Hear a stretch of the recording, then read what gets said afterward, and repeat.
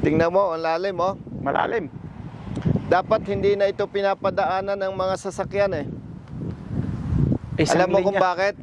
Yes po. Brother Jerry, siyempre pagka may dumadaan, may vibration, may tendency na lalong nadidisturb yung ilalim ng kalsada. O nauga. Oo. Tapos, kapag ka umuulan, hindi maiwasan may seepage, yung tubig, Oo, mag-subside. doon sa ilalim noon. Hindi makokontrol basta yun eh, lupa yan eh. So yan, oh, katulad niyan. Oh. Habang dumadaan yan, nagbabibrate. Di ba? Oo. Oo. So, lalong nadidisturb yung foundation. Oh. Lalo pa kung umuulan, may tubig na sumisinip Oo. sa ilalim. No? Kaya napakadelikado niyan. And kung hihintayin pa na mag-collapse lalo, mas malaking trabaho, mas mahirap, mas malaki ang gastos. Kaya dapat ito, binibigyan na ng DPWH ng immediate attention. Lalo pa yan, oh. Yan yung sinasabi ko na medyo malalaki. Mabigat yan. Bigat yan. Oh. Siyempre, habang tumatakbo yan, nagbabibrate sa ilalim. No? Oo. Kaya dapat makarating agad ito sa DPWH. Ang problema, pag napatsyempo na may dumadaan, doon mag-collapse, pwedeng may mamatay na motorista. Di ba? Tama. Ang isa kasing problema sa atin, marami, reactive. Parang yung sa Marilake, ano? Nung police pa tayo, binigyan natin ng action yan. Nag-coordinate tayo sa PNP, Sa LTO. LTO, at sa local government unit. Tama. Naipakita natin yung dapat na diskarte, no? Ang problema, after noon, wala na.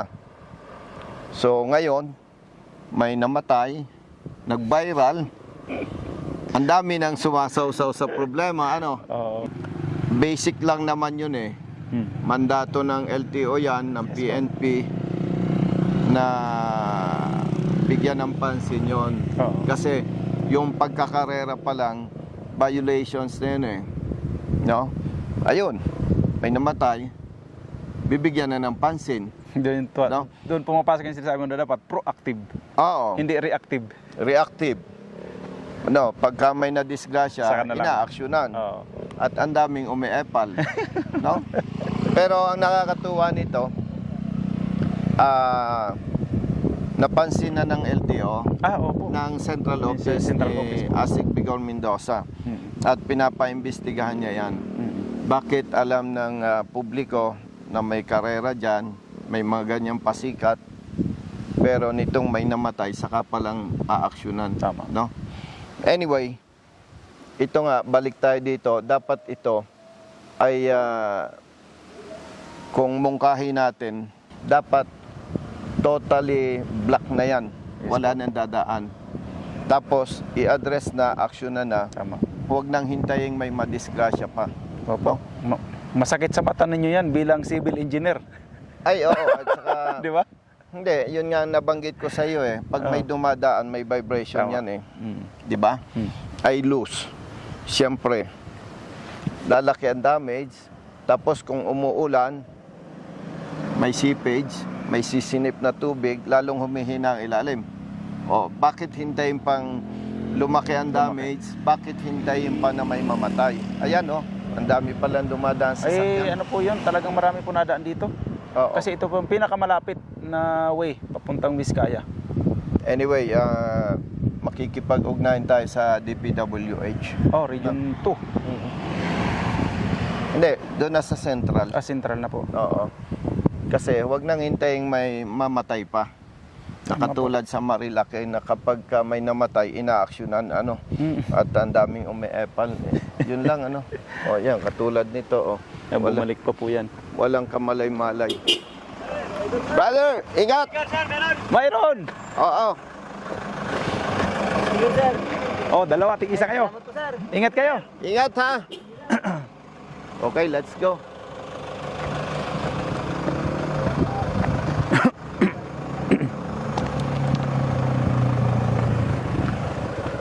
Pag anong tawag diyan? Anong tawag diyan para gawin? Retrofitting? Ano yan? Anong tawag? Lalagyan ng retaining wall. Yun, retaining wall. Pag ginawa po nila ng ngayon, hindi masyado magastos, ano? Ay, malaking gastos yan kasi napakalalim. Hindi ba? Ibig ko sabihin na hindi na nila hantayin na totaling madamage lahat halos. Eh, siyempre, pag yan ay nag-collapse, Kaya nga, mas malaking gastos. oo, dapat hindi na hintayin. Oo. Yan o, extend lang to. Pero malaking gastos yan dahil ng malalim. Ay, ibig ko sabihin meron din pala kaya lang hindi kaya, no? Ayan, oh. Ayan o. Meron. Alam mo ba kung bakit nag-collapse yan? Opo. Siyempre, may tubig galing sa taas, di ba? Ah. Ay hindi nila na construct ng maayos na dapat yung tubig Hindi bumaba. Doon, hindi sa dapat ilalim. tawag dito, hindi dapat ma-disturb ng tubig yung Ilalim. yan, yung Oo, ilalim na dapat. yan. Paano yon? Angat siya dapat. Dapat doon pa lang sa gawing taas, nakats na yung tubig para Mhm. hindi niya sisirain yan. Tama. Di ba? Oo, yan ang usual problem sa riprap. Yan, tingnan mo Oo. Mas Nakita mo mataas yung ang riprap. PVC? Oo. Samantalang kung bahagyang sinementohan yung ibabaw para yung tubig galing sa taas, Yes. hindi sisipsipin. sisingit Oo. sa pagitan ng concrete pavement and riprap. Eh, yung tubig, may pwersa yan eh. Opo. Di ba? Konti-konti lang, pero eventually, lalaki yung damage. Yan yung nangyari dyan. No, baka inaantok lang yung project engineer o yung mismong design may problema. Tama. Mm.